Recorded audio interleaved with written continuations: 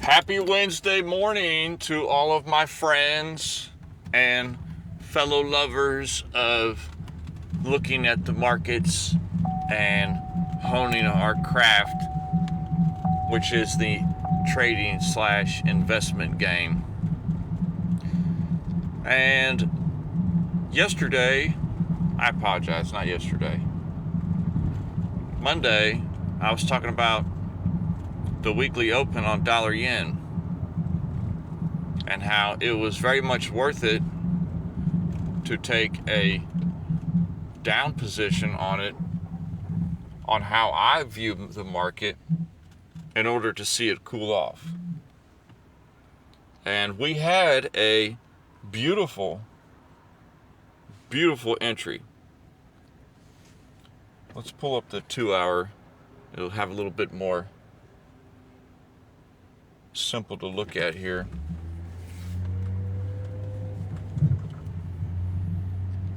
And on the weekly open, we saw it come up and then wick up real quick, and we decided to enter. So we entered at 149, right about there. And we held it Monday, Tuesday, and it was starting to go in our favor. Okay, looking good. Okay.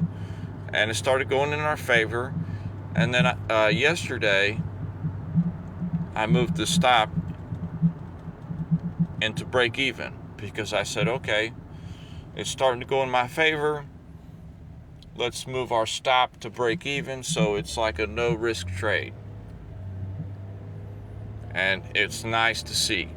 But the idea was for it to come down to the 146 area and take some of this liquidity down here.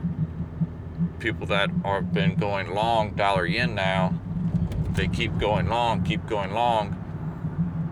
and they're getting rewarded, but they keep moving their stops up, and that deemed to be a nice area where there could be some money at.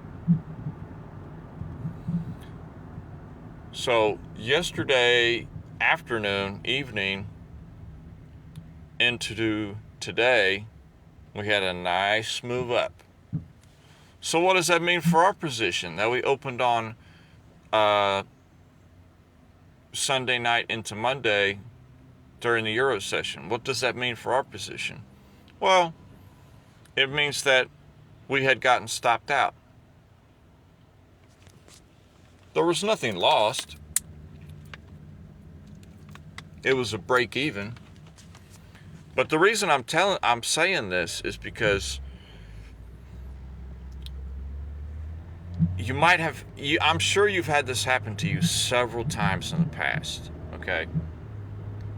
Where you enter a position, it's going in your favor, okay? And you're thinking, oh, great, okay. You enter, it's going in your favor, and then next thing you know, it goes against you.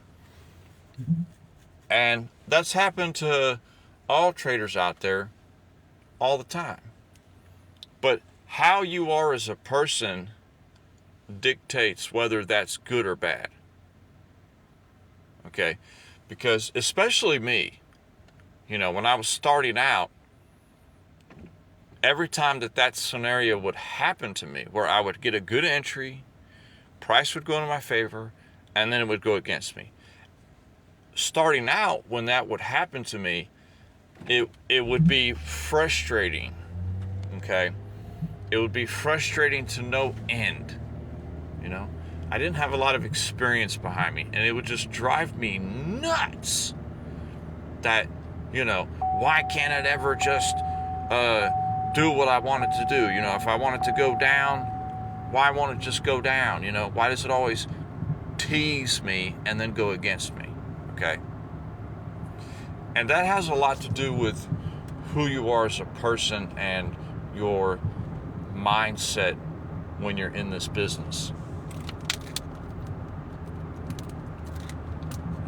And the beautiful thing about where I'm at now is that when these scenarios happen to me like this one that just happened this week on this particular position, it had zero effect on my psyche.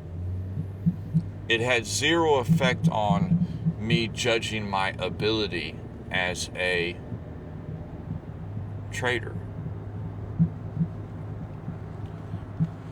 Because we executed this position perfectly. You never know what the market's going to do. So the fact that we had a good entry at 149, the fact that price started to go in our favor, another good thing. The fact that once it started going in our favor, we moved our stop at break even, so that way it was a risk-free trade, okay? And from then, it was no need to even watch the market anymore. It went up, it stopped us out of break even. Okay, our idea was incorrect. So we were able to have money on the table, execute a trade, lose the trade, but not lose any money. That's a thing of beauty. That's another, see, I'm a crazy person, okay, personally. That's how I feel sometimes. But to me, in my crazy way of thinking, that I put that down in my book as a win. If it's a break even, it's a win to me, because you got out when you were supposed to get out.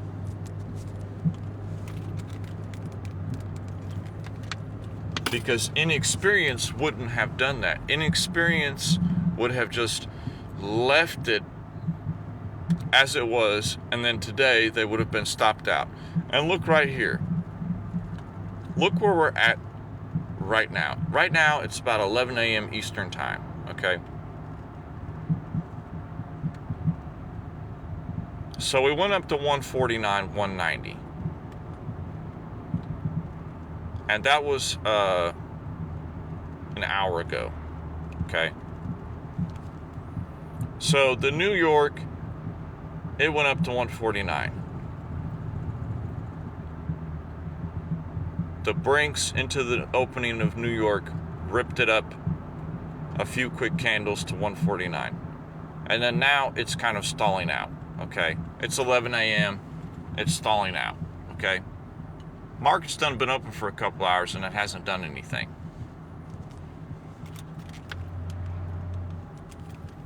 So what it does to me is it presents another opportunity.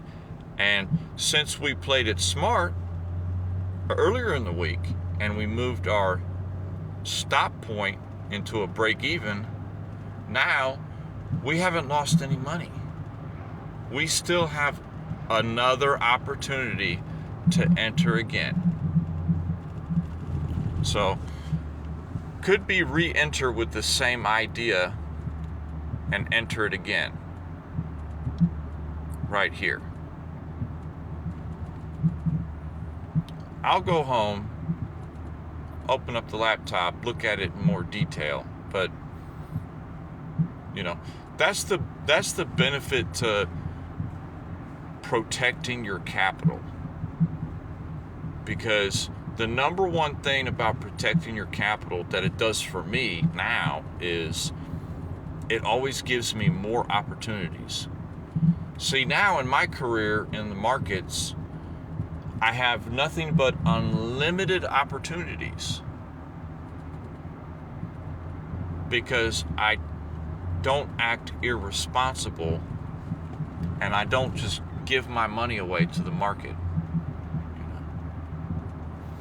In the past, and this goes hand in hand with, I'll tell this little story here, and this might put some perspective into it, and it's kind of a reaffirmation to myself, as well as if you are a trader who's been struggling, a little insight to what's going on in your mind, okay, and how maybe you might need to just slightly change your perspective a little bit.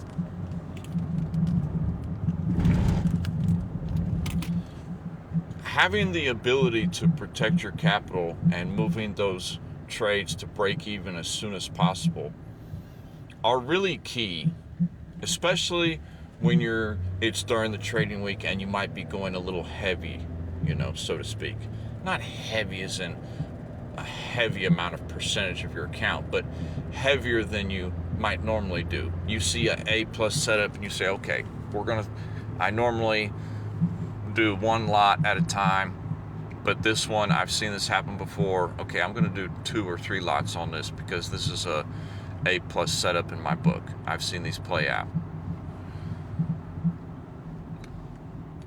Protecting that capital and putting your stop at break even is wonderful, because in case that's the one time that it doesn't work out like it has in the past, which will happen, you're not going to lose. But what I'm saying about the story I'm going to tell here is,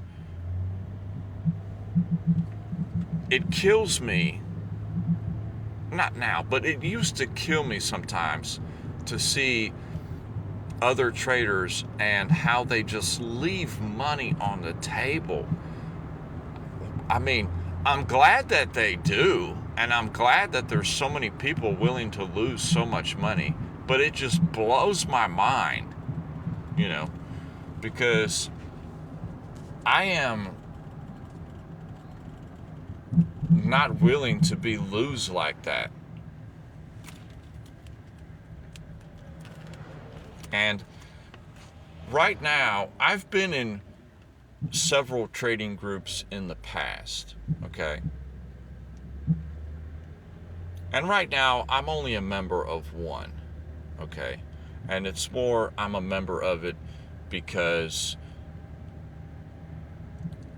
it was more of a teaching group than anything, okay?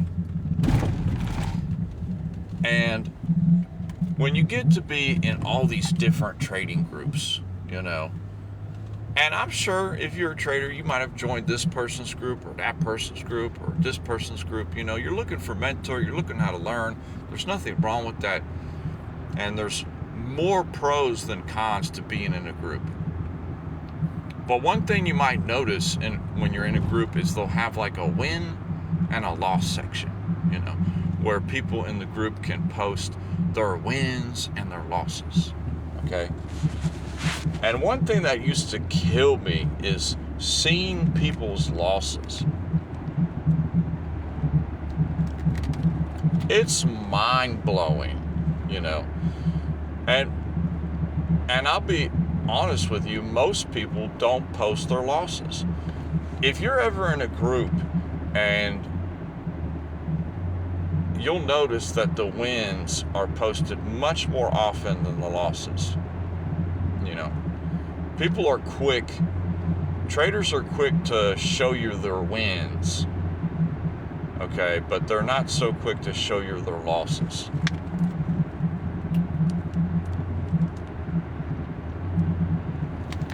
And it would kill me to see traders post their losses, and it'd be like one position they had taken yesterday, say, and then, they lost it, they got stopped out, and they posted, they say, I lost this trade, it didn't work out. And then you look at it and it's like minus $3,000, minus $8,000, minus $500, minus $700, That always used to kill me, because I'm like, this guy just lost $3,000 on one trade, one idea he had, one position, and he lost $3,000 in one day, just like that. And you might be a millionaire and not think that's a lot, but when you're starting out and you're up and coming and you just have a little bit of money in the market, nothing crazy, it's crazy to see people lose that kind of money. And they do it day in, day out. They just have a deep pocket, and they just, they love that big win, 10,000, 20,000. but they're eating $5, $6, $7, $8,000 losses when they lose. Oh, wow. I mean, why would it kills me. Why would you let it get to that point? Okay? I would never let it get to that point. Even if I'm trading heavily, okay, it starts going against me and we're starting to get up in the hundreds, I'm getting out. I'm not going to give the market that money. Okay? It's not going to happen. Not at this stage in my career. So it's just interesting to see. Don't get so bent out of shape and blown up if you lost $200 in the market today.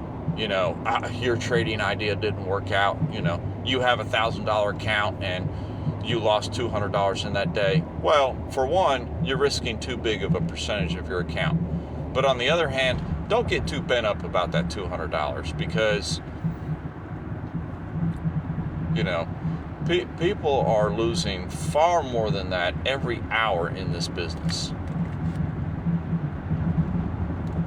So I don't know why I went on that story. I guess I just went on to it because of, like I was talking about this position on dollar yen that we had taken earlier in the week. Okay, we had gotten stopped out, break even. We didn't lose anything. I think we lost like $4 in fees or something. I mean, that was it. So we had got stopped out, break even. You know, another trader might have taken the same idea that I had, but they left their stop above that candle at 149. And then here, only a few days later, it's only Wednesday, it's only halfway through the week, and they lost that position. They didn't watch it and see, oh, well, it's going against me. Maybe I should move my stop down to break even so I don't lose, because now the trade's not exactly behaving the way I want it to. And you could see it plain as day. You know, if you were watching this closely, you can plain as day see that price. You entered up here beginning of the week and you're watching it's going your favor. But when you saw this maneuver, when you saw it start curling up and going up, especially when you get to this point, why are you not moving your stop to break even? Or just getting out of the position at a slight win?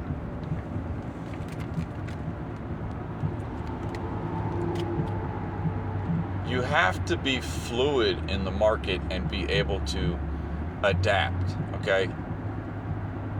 It's not going to do what you want all the time. It never will, okay? That's why you have to have the ability to close a position and reassess the situation. So I went on a bit of a tangent right there. Right now, it's still sitting at 149. You know, it's not, I want to see some strength, you know. We want to see it go up above. Sure, on the daily, we got plenty of room to go up. But that's not the idea right now. Until it proves me otherwise, I'm looking for dollar yen to pull back a little bit. You know, we know there's money here. We know there's money here. Take it. If it takes that money down there, then I'll be buying dollar yen. I'm not looking for a buy on dollar yen right now. I'm looking for somebody to lose before I could enter. And today, on Wednesday, people going short on dollar yen are losing at the moment. So since they're losing, well, that just presents an opportunity for me to get in. But that was a bit of a tangent. I wanted to look at gold today. Gold, it's doing that trickle down. It's having that nice little trickle down here. Okay. We're still holding 2,600.